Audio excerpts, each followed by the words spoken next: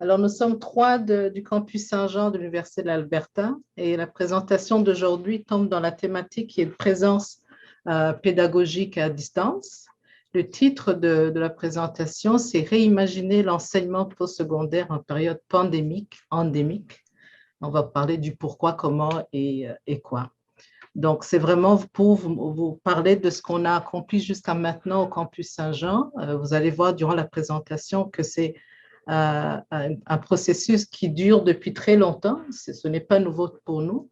Alors, on a Martine Pellerin. Je ne sais pas, Martine, est-ce que tu voulais te présenter encore une fois? Vas-y si… Non, ça va, merci. Oui, je savais bien que Robert a bien fait ça. C'est Dami? Rien à rajouter.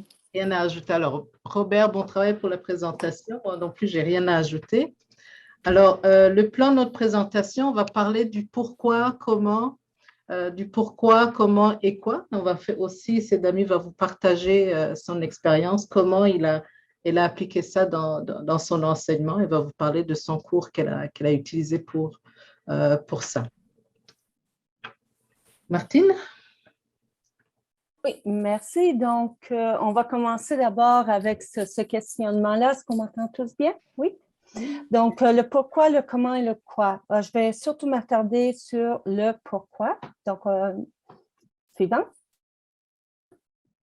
Donc, mais avant même de partir du pourquoi, on va regarder qu'est-ce qui s'est passé pendant la pandémie et donc le passage d'urgence à l'enseignement en ligne.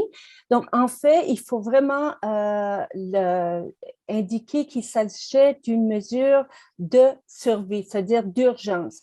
Donc, il ne s'agissait pas de passer en ligne.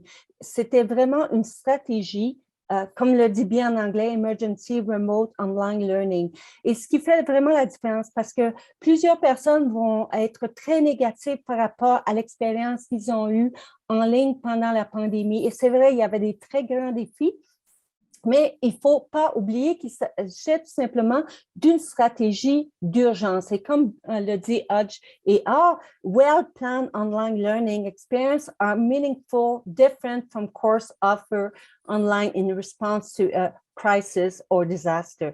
Ça, c'est extrêmement important de garder ça en tête. Ce n'est pas la même expérience. La suivante. Donc, encore une fois, ce qu'on a vécu pendant la pandémie, ben, c'est intéressant parce qu'en 2020, au printemps 2020, on a parti de la salle de classe comme on voit, sa structure, son organisation et tout, et on a passé en ligne, donc ce que j'appelle encore une fois le mythe savant et le phénomène de Zoom. Ben, en fait, il n'y a pas eu de transformation, c'est simplement la modalité qui a changé. Notre culture, nous, universitaires, n'a pas du tout changé. Ça veut dire qu'on a le prof en avant, puis je vais revenir sur ça, le prof en avant, l'expert, le savant, mais là, il est tout simplement dans une nouvelle modalité. Il est dans le Zoom. Il est encore l'expert, on a encore ce mythe-là et cette culture-là. Prochaine. Donc, on a un autre phénomène qui s'est passé aussi, cette transformation-là. La transformation, on l'appelle aussi le Netflix éducation. Donc, on a la petite vidéo, pas la petite vidéo, mais la petite caricature la première.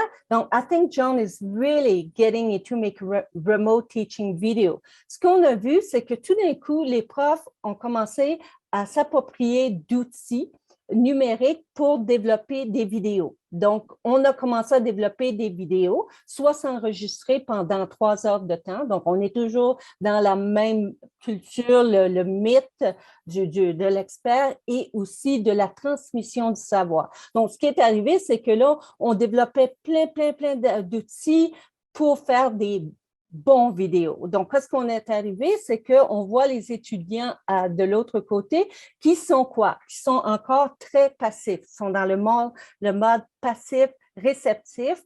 Et puis, il y a une petite blague qui se fait entre étudiants, comme quoi ils auraient dû investir dans des compagnies de maïs soufflé ou de popcorn parce qu'ils ont passé pratiquement tout le temps à regarder des vidéos que leurs enseignants ont fait. Et donc, c'était la transformation, la forme de Netflix éducation. Prochaine. Il y a un autre phénomène qu'on parle de transformation, c'est le fameux concept de flexibilité. On dit, wow, la flexibilité, c'est super, on peut prendre nos cours en ligne n'importe où. Donc, on voit la première ici. Donc, on l'a tous vécu, que nos étudiants sont à des endroits, ils suivent le cours, ouvrent leur Zoom, où on leur dit de faire attention à leur écran derrière ou ce qui est derrière eux. Donc, ils pensent qu'ils peuvent le faire n'importe où, l'environnement n'est plus important. Puis, la deuxième caricature, c'est n'importe où, n'importe quand, mais aussi c'est le contenu. Ça veut dire que là, c'est tout simplement, on est en mode très, très passif, réceptif. On regarde, c'est comme on regarde une vidéo de Netflix. On ne réagit pas, on n'est pas en mode de réflexion, métacognition, ces processus-là, la co-construction, on n'est pas du tout là. On est juste passif comme apprenant. Donc, la flexibilité est au niveau de la modalité, simplement. Prochain. Donc, c'est pour ça qu'on doit réimaginer l'enseignement postsecondaire, mais en période endémique. Donc, on va continuer. La pandémie, malheureusement, le virus ne nous a pas quittés et Cédamie pourrait nous en parler de cela. C'est sa spécialité. Mais juste pour dire que, bon, on va continuer à avoir ces situations-là. Mais ce qui est vraiment important, c'est de vraiment non seulement penser à nos modalités, parce que ce qu'on a vu beaucoup, on voit vraiment tout l'emphase est mis sur la modalité. Mais il y a très peu qu'on parle de la transformation de l'enseignement même, de notre culture universitaire ou culture postsecondaire et le concept de transmission, comment on apprend aussi. Donc, on va regarder, c'est vraiment en leadership, on parle du cercle d'or. Donc, on commence d'abord avec le pourquoi, nos valeurs, notre vision et par la suite, le comment et le quoi. Merci. Donc, si on regarde ici, on dit rien n'est permanent sauf le changement. Moi, je dirais rien n'est permanent à l'exception de l'éducation. Parce que si vous regardez la première image, c'est une classe de biologie au 19e siècle. Vous regardez l'organisation dont les étudiants sont dans l'auditorium, le prof, l'expert est en avant. Donc, on regarde. Puis, on déménage on s'en va avec la photo du milieu qui est au 21e siècle. Ce qu'on peut observer, c'est que, bon, les outils que les étudiants n'ont pas nécessairement du papier-crayon, ils ont leur outils numériques, leur tablette, leur ordinateur. Et ce qu'on voit, c'est le prof encore en avant, mais maintenant, il a, lui-ci, sa tablette ou son ordinateur, mais on est dans la même posture, étudiant passif, enseignant, qui a le contrôle, qui est l'expert en charge, et c'est tout simplement une transmission de savoir. On arrive à la dernière photo, qui est quoi? Bon, ben, on est en contexte de pandémie. Qu'est-ce qui a changé? Bon, il y a plus d'espace entre les étudiants. Les étudiants ont leur technologie. Ce qu'on regarde en avant, ben là, on est dans une nouvelle modalité. On est sûrement dans une modalité comodale. Ça veut dire qu'il y en a qui sont en distance et d'autres en présentiel. Mais on est encore transmission. Le prof est en avant. C'est lui qui a le contrôle de la connaissance. Et il n'y a pas cet échange-là, il n'y a pas de cette collaboration-là, il n'y a pas de cette co-construction-là entre les étudiants. Prochaine. Donc, pourquoi on parle de réimaginer l'enseignement postsecondaire et même secondaire, même primaire? Donc, mais l'université ou les institutions postsecondaires, c'est que avant tout, c'est que l'université, ces institutions-là ne sont plus simplement d'une transmission directe de connaissances statiques, mais plutôt de guider l'étudiant à apprendre. Et je fais une expérience, je donne un cours présentement concernant les technologies. Et puis, j'ai fait faire une expérience à mes étudiants de comparer l'information qu'il y a dans un livre concernant le trou noir et qu'est-ce qui se passe, toute la nouvelle connaissance qu'on a maintenant. Donc, la connaissance évolue tellement rapidement, premièrement, donc elle n'est pas statique, donc on ne peut plus simplement se permettre d'avoir cette transmission-là. Prochain. On est aussi dans une nouvelle ère, on parle d'une nouvelle ère de l'industrie aussi. Et donc, c'est là qu'on doit réfléchir, qu'est-ce que nos étudiants ont besoin? Et selon ce blog ici, très, très intéressant, it is also to equip our youth with the skill, knowledge, and mindset they need to solve complex systemic problems, such as poverty, inequality, access to healthcare. So, en fait, c'est que ce sont les habiletés, les connaissances, mais les habiletés, ce qu'on appelle aussi les compétences essentielles pour le 21e siècle, qu'on doit vraiment développer chez nos étudiants. Et l'agilité. Et dans la vidéo, j'ai mis le lien, donc quand vous aurez la présentation, je vous encourage fortement à aller écouter cette présentation-là, parce que c'est vraiment ça, c'est qu'on n'est plus dans une transmission de connaissances, mais vraiment d'aider nos étudiants à leur donner les habilités et ce qu'on appelle en anglais les skills, pour être capable de continuer à évoluer constamment, de développer cette agilité-là aussi, parce que c'est la réalité de notre nouvelle ère, puis l'ère numérique aussi. Prochain. OK. Et une autre raison, pourquoi changer notre enseignement, c'est que premièrement, on a des nouvelles informations qui nous viennent de la recherche neurosciences cognitives, c'est-à-dire qu'on comprend mieux ou on comprend davantage comment le cerveau fonctionne et comment on apprend. Donc, pour ces raisons-là, donc, on va être capable d'optimaliser l'enseignement et l'apprentissage. Et donc, vous avez ici Universal Design for Learning, qui est en français, qui est le CUA, Conception universelle de l'apprentissage, qui vraiment nous guide en disant que, bon, il y a différentes façons de présenter l'information à nos étudiants. Puis là, on va voir qu'il y a avec les technologies, ça va nous aider. On a différentes façons. On doit donner différentes façons ou encourager différentes façons d'engager nos étudiants dans leur apprentissage, donc qu'ils soient actifs et non passifs. Et le dernier, action et expression, c'est là qu'on parlait d'évaluation, de repenser tous nos modes d'évaluation, la façon qu'on fait nos évaluations aussi. Donc, la prochaine. Donc, encore une fois, donc, avec ces nouvelles façons, ces nouveaux modes-là, c'est-à-dire représentation, action, expression et engagement, on a les nouvelles affordances. Affordance, c'est un terme qui n'est pas nouveau. Donc, Gibson, 1968, a introduit le terme. Et donc, ça veut dire que c'est les possibilités. Affordance, c'est les possibilités qu'offrent les nouvelles technologies et les intelligences artificielles aussi. Donc, avec ces nouvelles technologies, les affordances, ce n'est pas nécessairement la technologie, mais vraiment les affordances qu'offrent ces technologies-là, on va, comme la présentation CEO, l'image CEO, c'est qu'on va pouvoir transférer l'information de différentes modalités. Donc, ça va répondre à différents besoins de nos élèves. C'est pas vrai que tout le monde est capable de bien lire un texte et bien comprendre un texte. D'autres, c'est à travers simulation. D'autres, c'est à travers différentes modalités.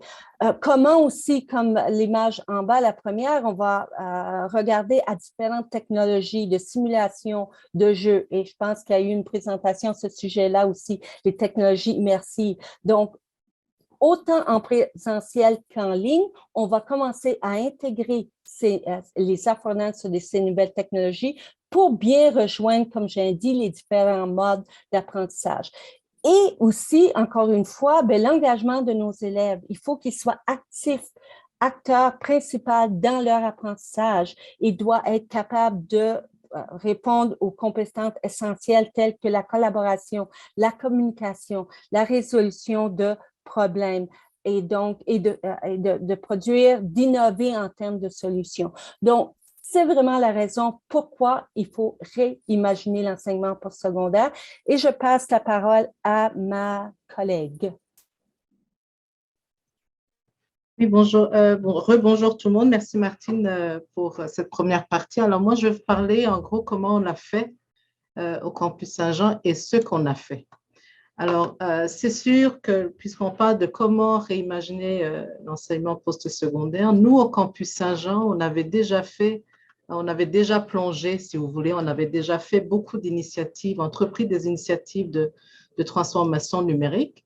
Et cela s'est traduit de différentes façons par l'adoption et l'implémentation des technologies éducatives, l'adaptation de pratiques pédagogiques et des modalités d'enseignement, la prise de conscience de la part de nos enseignants et des étudiants de l'évolution de leur rôle. Alors, on le dit depuis longtemps, l'enseignant en tant que facilitateur, motivateur et guide du processus d'apprentissage. Et les étudiants, au fur et à mesure, justement, se sont rendus compte qu'ils sont devenus acteurs autonomes, impliqués, engagés dans leur, et responsables de leur apprentissage.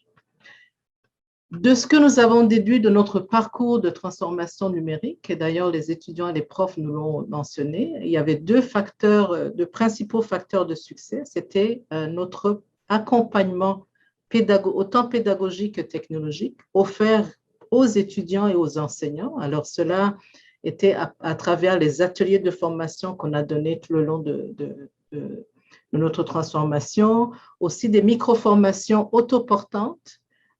Pour certains, pour les étudiants, c'était pour les initiés à l'apprentissage en ligne et les étudiants et les professeurs pour l'enseignement en ligne. On va y revenir un peu plus tard dans la partie qui est dédiée à ça. On a créé une communauté de pratique animée par les enseignants et pour les enseignants. Alors, c'est eux qui vraiment étaient en charge de la création de cette communauté de pratique. Les enseignants y ont participé, ils sont venus partager leur expérience, leur expertise, et cela a été apprécié. Alors, deuxième facteur de succès, c'était la mise en place des environnements d'enseignement et d'apprentissage en ligne avec notre vision de transformation numérique. Et cela, c'était vraiment pour mettre l'étudiant au centre de l'apprentissage.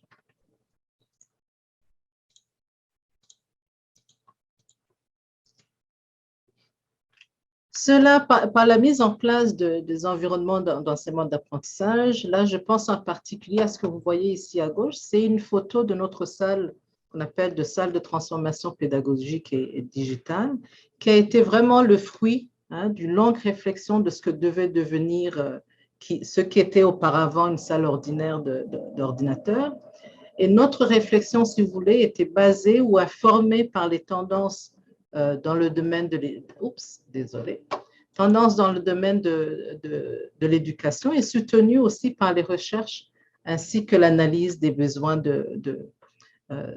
autant des étudiants et des professeurs. D'ailleurs, les étudiants et les professeurs faisaient partie de l'équipe qui a mis en place cette salle-là pour nous permettre d'aller rejoindre les besoins de notre communauté.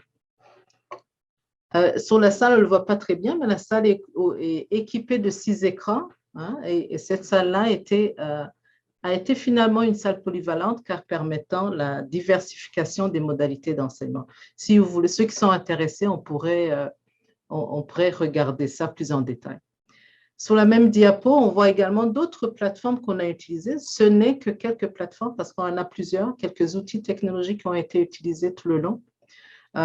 C'était vraiment parce que j'ai manqué de place, sinon il y en a plus que ça. Et tous ces outils-là étaient dédiés aux étudiants et aux professeurs pour leur permettre de diversifier leur façon de faire interagir les étudiants. Et les étudiants et les étudiants à leur tour de pouvoir avoir plusieurs façons de montrer l'acquisition des apprentissages. Alors, chez nous aussi, ce virage numérique d'urgence, parce que c'est comme ça aussi que Martine appelait, c'est vraiment une transformation d'urgence, a accentué les inégalités numériques autant du côté des étudiants qu'auprès des enseignants, qui sont à la base vraiment des inégalités socio-économiques dans certains cas. Alors, les inégalités observées, en premier lieu, c'est la connexion Internet, parce qu'on le sait depuis, on en a aussi entendu dans d'autres présentations, l'accès à une connexion Internet qui peut ne pas être évident dans certains cas pour les endroits éloignés ou ceux qui sont aussi proches du campus, mais qui n'ont pas vraiment une connexion stable.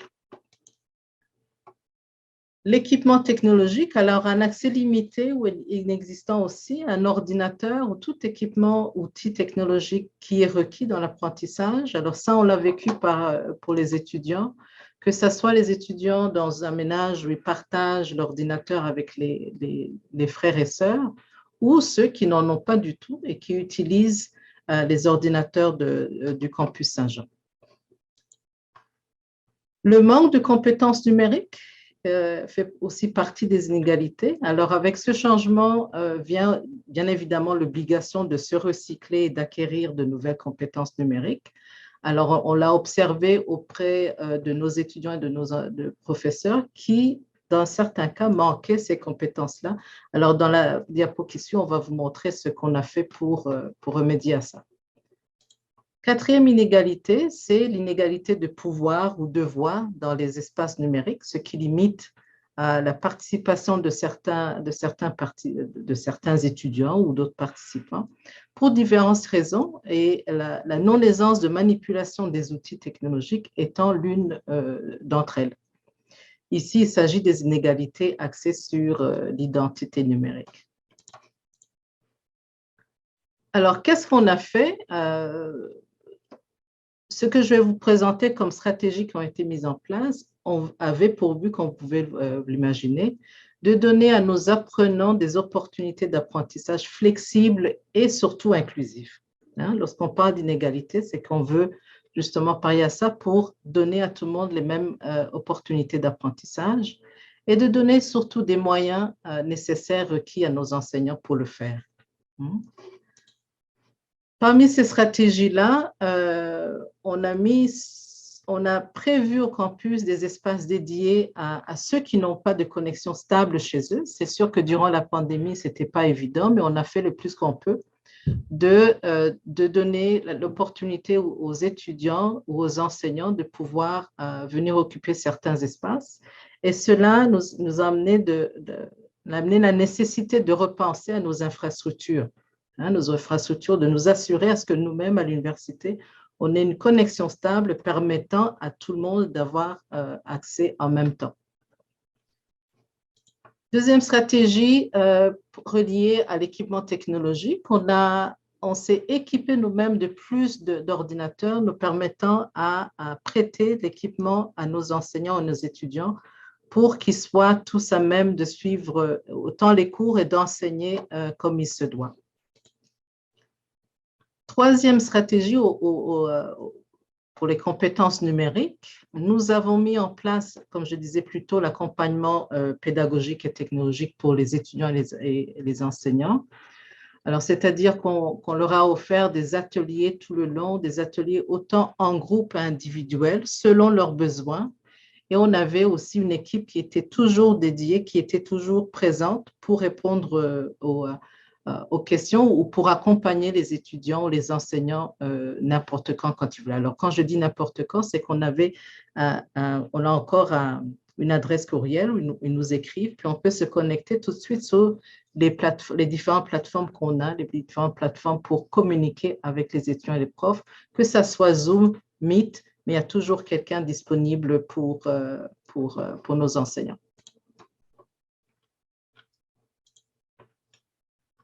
Alors, découlant de ces inégalités numériques, telles que nous venons de le voir, c'est vraiment à chacun de nous, chacun à nos niveaux, d'y répondre afin de diminuer l'impact sur la réussite académique. C'est sûr que jusqu'à maintenant, certains de nos profs s'en sont bien sortis. Ils aimeraient ou continuent de procéder à l'hybridation des modalités d'enseignement. Et d'autres, tout simplement, seront tournés à leurs vieilles habitudes. Elles sont retournées en salle de classe parce que c'est ça qu'ils se sentent mieux comme ça, malgré toutes sortes d'accompagnements qu'on a mis en place. Dans le contexte en ligne, par exemple, où les inégalités sont les plus évidentes, on se doit d'en surveiller l'impact sur la réussite académique et c'est là où on est rendu. On est rendu à continuer de les accompagner. Ceux qui sont retournés en présentiel C'est l'hybridation qu'elle est en train d'introduire aussi de leur côté. Mais comme on le dit depuis le début du grand rassemblement, chacun a son rythme et on a quand même une vision institutionnelle qu'on mène, qu'on veut apporter, qu'on veut faire porter à part tout le monde. Alors, c'est un processus dans lequel nous sommes, mais ce n'est pas nouveau pour nous. Peu importe, moi je dirais que peu importe le degré de transformation numérique faite avant, durant et suite à la pandémie, je pense que chaque institution, et c'est ce que nous faisons ici, devrait créer des discussions dans lesquelles on se questionnerait à savoir comment tirer profit de l'expérience, hein, bonne ou mauvaise, hein, parce que Martine disait plutôt que son observation, c'est qu'on parle toujours du mauvais côté de la pandémie, mais moi, je dirais que ça nous a apporté des opportunités. Alors, quelle est l'expérience bonne ou mauvaise vécue? Comment est-ce qu'on va investir à partir de cette expérience-là? Dans quelle direction on devrait donner? Quelles sont les nouvelles balises qu'on devrait mettre en place pour justement nous donner les moyens de se transformer, de se réimaginer? Et justement, les échanges comme le Grand Rassemblement ou d'autres échanges qu'on pourrait avoir entre nous, les acteurs dans le domaine, seront de bonnes opportunités pour faire ce genre de discussion. Alors, la prochaine étape est par notre collègue Malaika, qui n'est malheureusement pas ici aujourd'hui, mais elle a fait un petit enregistrement pour vous dire comment cela s'est traduit au niveau des étudiants, au niveau des enseignants, quelles sont les stratégies mises en place concrètement. Ça sera une vidéo, j'espère que vous allez l'entendre. Faites-moi un thumbs up si vous l'entendez. Les changements liés à la transformation et l'innovation numérique du campus Saint-Jean ont eu un impact tant sur les enseignants que sur les étudiants. Il était donc impératif pour nous de mettre en place des outils, des formations nécessaires à la réussite de leur étude à l'ère du numérique. Durant la pandémie, ces outils et ces formations se sont avérés plus que pertinentes. Lorsque la pandémie a commencé, nous avions déjà mis en place 2 badges numériques pour préparer les étudiants à leur expérience de l'apprentissage en ligne. E-apprentissage à l'ère du numérique et Biblio 101. Les 2 badges numériques sont obligatoires et doivent être complétés par les étudiants au début de leur programme. Nous avons aussi mis en place des ateliers sur divers sujets.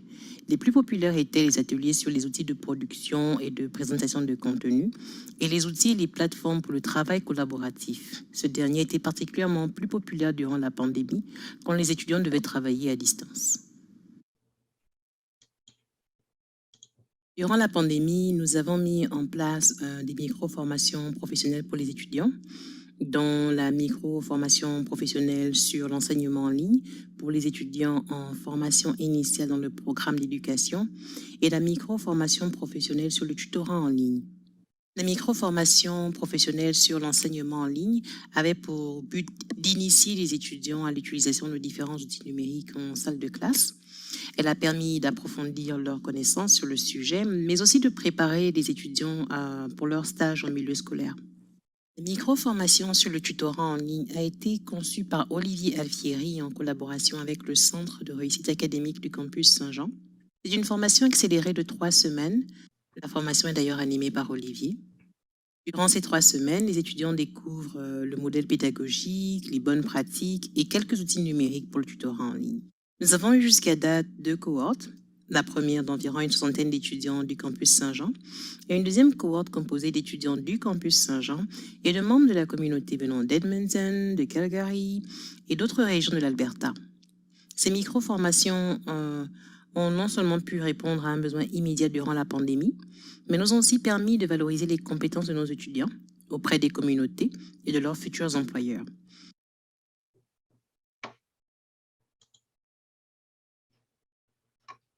La 4e partie sera par Sedami. À toi la parole. Oui, vous m'entendez?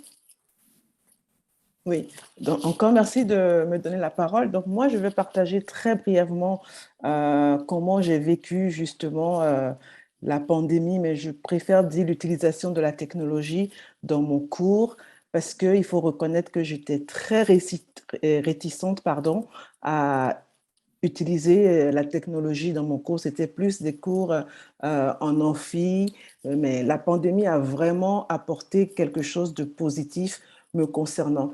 Donc, le premier élément que j'aborde dans ce partage d'expérience, c'est ce que j'ai appelé du superflu à plus de précision. Ça ne veut pas dire que mes cours étaient confus, mais ça veut simplement dire que parce que le cours est enregistré, on laisse des traces. Et ce sont des traces, ce n'est plus le style, OK, c'est l'étudiant qui a dit quelque chose, le prof a dit quelque chose et l'étudiant a pris note. Non. Vous apportez une information et cette information reste. Donc moi, ça m'a permis justement d'être beaucoup plus concise et beaucoup plus précise dans l'information que j'apporte dans mon cours. Je vous donne un petit exemple. Moi, je vais faire un cours de biologie moléculaire et la biologie moléculaire, c'est vaste. Et au démarrage des cours, il y avait vraiment beaucoup de généralités qui étaient abordées. Mais vu que maintenant, j'ai la possibilité de faire des vidéos qui sont partagées et accessibles à mes étudiants, la généralité est sous format vidéo enregistré et les étudiants peuvent regarder ces vidéo à n'importe quel moment et de n'importe où. Donc ça, c'est quelque chose que mes étudiants ont beaucoup apprécié et que moi aussi, j'ai énormément apprécié. La deuxième chose qui m'a beaucoup plu, ce sont, pour le campus Saint-Jean, nous avons des classes qui sont considérées comme étant de petites classes. Donc des classes, parfois c'est 10-15 personnes, mais moi j'ai un cours où j'avais à peu près 65 étudiants. Et en présentiel, il était très difficile de faire des activités en groupe avec les étudiants quand nous étions en présentiel. Et passer justement dans un format où maintenant nous sommes en ligne, donc moi j'ai beaucoup utilisé Zoom dans mon cours où je pouvais mettre ma classe de 65 étudiants dans différents groupes, leur faire de petites activités et ces activités-là étaient enregistrées pour que les étudiants qui étaient absents puissent justement revenir à travers ce travail pour participer indirectement à ce travail. Donc, moi, c'est quelque chose que j'ai beaucoup apprécié et j'ai eu beaucoup de retours de mes étudiants, même dans les rapports d'évaluation, demandant d'avoir plus ce genre d'activité parce que pendant le cours qui est enregistré, c'est la technologie que nous utilisons, les activités sont faites, l'étudiant participe, peut revenir là-dessus tout simplement et a la réponse directement et peut poser des questions. Alors que quand je suis en présentiel, c'est déjà un peu plus complexe. Donc, c'est ce que j'appelle vraiment une meilleure intégration d'exercices pratiques dans les cours, surtout pour les cours en grande ligne. Quelque chose que moi j'ai beaucoup aimé, et ça, plusieurs professeurs sont revenus là-dessus, beaucoup de mes collègues, c'est ce que nous avons appelé une pédagogie active et autonome. Qu'est-ce que ça veut dire? Aussi bien pour l'enseignant que pour l'étudiant. Parce que c'est vrai que les étudiants ont la responsabilité de leur apprentissage, mais cette responsabilité était un peu restreinte parce que tout se passait dans un amphi où parfois on pouvait voir le langage corporel qu'ils étaient un peu ennuyés parce qu'on était en train de passer comme information. Mais maintenant que nous avons la possibilité d'être dans un soit format hybride ou complètement en ligne, ce qui se passe, c'est que l'étudiant va suivre à n'importe quel moment, justement, l'information que j'ai partagée. Et ce qui est intéressant, c'est que moi, j'ai eu beaucoup de retours de mes étudiants revenant sur des vidéos qu'ils ont pu regarder à n'importe quel moment et de n'importe où. Et ça, j'ai bien vu l'impact que ça a eu vraiment sur les notes. Parce que la possibilité, parce que moi, j'utilise cette caméra hibou, donc je ne sais pas si c'est le bon terme technique, mais le fait d'utiliser une technologie comme la caméra hibou, ça profite aussi bien à ceux qui sont présents que ceux qui sont en ligne ou carrément absents. Donc, la possibilité, merci, caméra 360 degrés, merci Martine.